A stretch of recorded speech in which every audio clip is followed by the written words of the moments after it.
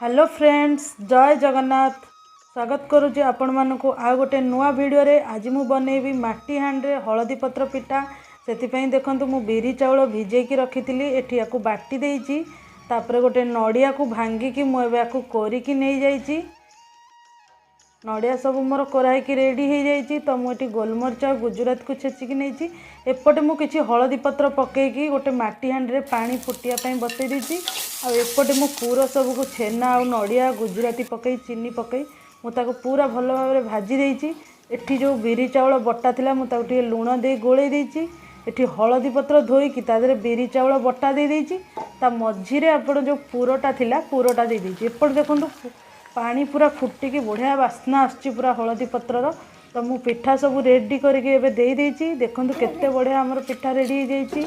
Thank you for watching. जय जगन्नाथ।